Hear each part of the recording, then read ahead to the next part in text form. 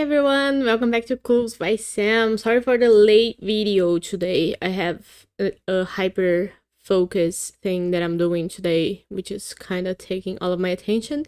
But I'm gonna record this very quick and get back to it. And if you don't know what Clues by Sam is, it is a daily logic puzzle we do every day here on the channel. And in it, there are 20 people.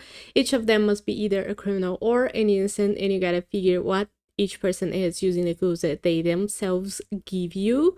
Today's is a hard one, and if you want to play, there is a link in the description to take you to it. You can check the earlier ones as far as March 2nd. I have the links for all of those in the description if you want to play those as well. And if you want to follow along with me, I'm going to start mine right now and explain my logic as I go. So let's start. We start with Vicky telling us that Xavier is one of 2 innocents in row 5. So now we know that, what was that 2? Now we know that there's 2 people who are already innocents in row 5. And since that's the total, everybody else in that row is a criminal. And we don't need Vicky's clue now. Say Xavier says that there's an odd number of innocents in column A. Okay, let's leave that there. Uma says that Joy and Clay have 3 innocent neighbors in common. Where are those? Joy and Clay have 4 people who are neighboring them in common, and 3 of those are innocent, so only 1 criminal, but we don't know who that person is yet. Zoe says that all innocents in column C are connected. How do I think about that? All innocents in column C are connected. Let's say that Nicole is a criminal. First of all, that will make Scott an innocent because Xavier is already an innocent in column C. Second of all, Nicole is a neighbor that Joy and Clay have in common, so that will make Evie an innocent. And now we have Xavier and Evie who are innocents but are separate, or they have a criminal between them, so that doesn't work for Nicole. Are we sure that Scott is an innocent though? I guess so. Because we know that Joy and Clay couldn't have Nicole as a criminal neighbor, because that would break Evie and Xavier. And if Nicole is for sure an innocent, that makes Scott for sure an innocent because he has to connect Nicole and Xavier. But we don't know about Evie yet. She could very well be the single criminal that Joy and Clay have in common. What does Nicole say now? There are at least 2 innocents in between Aaron and Uma. If there are at least 2 innocents in between Aaron and Uma, and there's an odd number of innocents in column A, that means that there has to be a 3rd innocent in that column, right? But the thing is, all 3 of those could be here. It could be that Luigi is a criminal though, and then Aaron is an innocent. So we don't know who is an innocent and who is a criminal yet. Those 2 clues are connected, but they are not telling us enough. Scott now says there are exactly 2 criminals to the right of Aaron. 2 criminals to the right of Aaron, but we know that for sure there couldn't be 2 criminals here at the very last places in their row, because then Joy and Clay would share too many criminals. They can only share 1.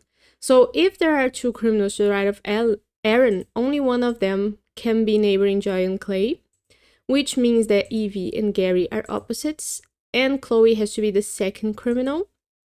But we also know that the single criminal for Joy and Clay is up here in row 1, so Oscar is an innocent. And we don't need somebody's clue now. Scott's. Yeah. Oscar now says that an odd number of innocents below Chloe neighbor Luigi. Luigi has 3 people neighboring him who are below Chloe. We know something about column B? Or do we not? I don't think so.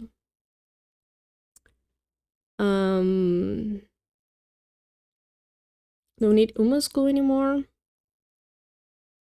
Aaron and Uma are in column A, so we don't know about column B. It could be that all 3 of these people are innocents. That would be an odd number, and that would be between Chloe and Vicky, so that works. or below Chloe. It doesn't need to involve Vicky, but anyway, they are below between Chloe and Vicky anyway. What else do I know here? Chloe says that all instances in column A are connected. So now we know for sure that Luigi has to be an instant. And why is that? If we know there's an odd number, right? If it was Luigi and Hazel, who are at least 2 people who are below Aaron that are instants, they will be connected, and that could be Aaron, make Aaron the third person, and everybody will be connected. But that could also make Penny the third person, and everybody will be connected. If it was Penny, and then at least 2 people have to be instants, Luigi would have to be an instant as well to make 2.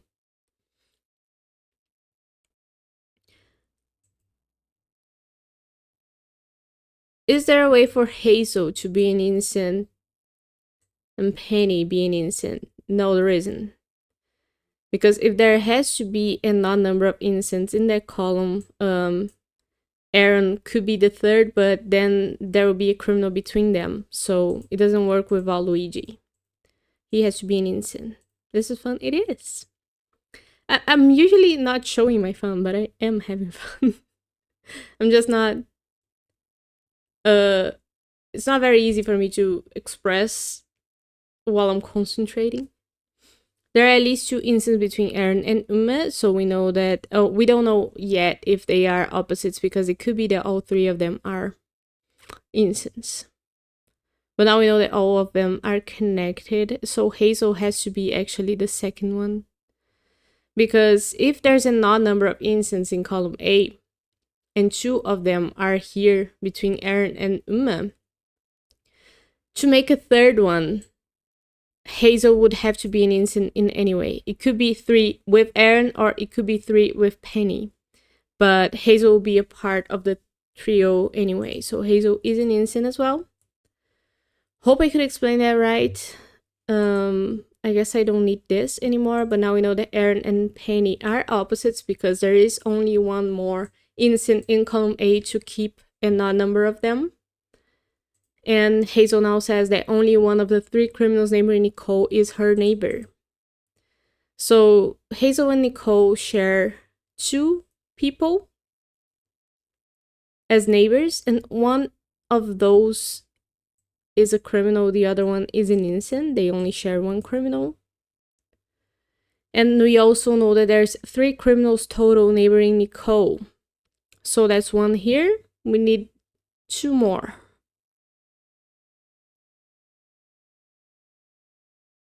Oh, and we also knew from somebody, Oscar, that there's an odd number of people neighboring Luigi below Chloe. So if there's only 1 instant here, Ronald couldn't be an instant as well, because that would total 2, which is an even number, so Ronald has to be a criminal. We're talking about innocence, right? Ronald has to be a criminal. I don't need Oscar's clue now. That's Nicole's second criminal neighbor. Ronald now says that Joy has exactly 5 innocent neighbors, so where's Joy? Joy has 1 here, that's Chloe. She is gonna have a second one who's either Evie or Gary, a third one who's either Ike or Megan. We're talking about criminals, but the clue is talking about instants. So let's go back. Joy has 1, 2 instants here. She's gonna have a third one who's either Ike or Megan, and a 4th one who's either Evie or Gary. And I only noticed that because the total of criminals wouldn't match 5. But that makes Clay the 5th and last innocent. And now Clay says that there's an odd number of criminals neighboring Hazel. And Hazel has 1 criminal here, who's Chloe. And she's gonna have a second one who's either Ike or Megan. So that's 2, and that's not an even number, which means we need a third one, and that has to be Aaron. Aaron was opposites with Penny, so that makes her an innocent. We don't need Clay's clue anymore. Aaron now says that Chloe has exactly 2 instant neighbors. Where's Chloe? Chloe has 1 instant neighbor here, but there's 3 more people who could be instants. And both Ike and Evie could be criminals. We don't know.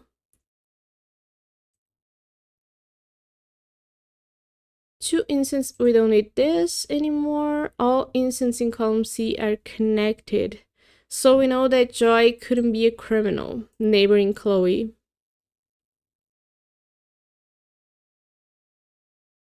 I guess she could if Evie were a criminal as well. So how do I disambiguate that? Have I dismissed a clue that I shouldn't have?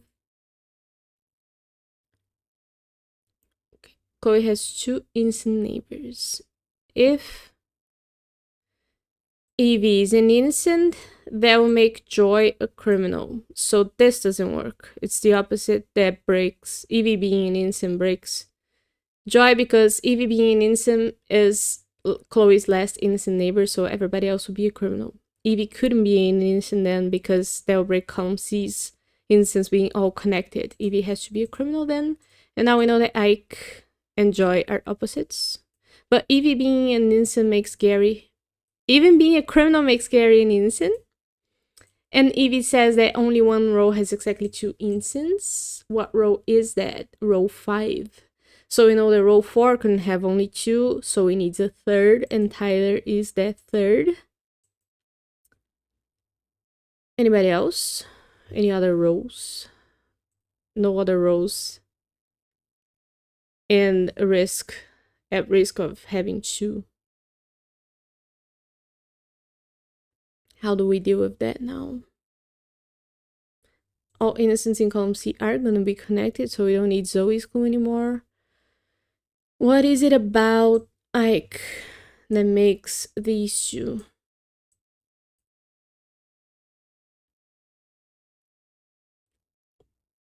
Disambiguate something.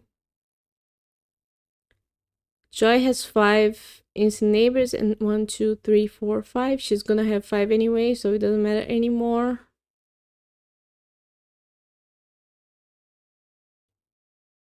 What am I missing? We'll need Nicole's clue, Oscar, and odd number of innocents below Chloe. Yeah. 2 criminals to the right of Aaron. I've solved that. Joy has exactly 5 innocent neighbors. She's gonna have that. 3 innocent neighbors in common is solved. Xavier is one of 2 innocents in row 5. Odd number of innocents in column A. We're done with that as well. 3 criminals neighboring Nicole. So we couldn't have Ike be a criminal because Nicole would end up with only 2 criminals neighboring her. So Ike had to be an innocent, which makes Joy and Megan criminals. That solves Nicole and the puzzle. 13 minutes. Yeah, the last bit was not hard, but I had forgotten that total for, was it Nicole? I think so. And I shouldn't have dismissed that clue that told me the total. Sometimes I dismiss clues because I'm like, oh, I'm not reading this again for a while, so I'm dismissing it. But that's not what I should be doing. So yeah, good one for today. I like it. I like the 21. Is it good? Because today is the 21st of March. I like the number. I'm gonna get back to my new hyperfixation, and I'll be streaming later today, but first I'm gonna finish what I was doing. Maybe I'll talk about it during the stream. So see you there if you wanna hear, or maybe if you watch the VOD. And I hope you have a nice weekend, and I hope you enjoyed the video. Like I said, I'll see you tomorrow for more Clues by Sam. And yeah, bye bye.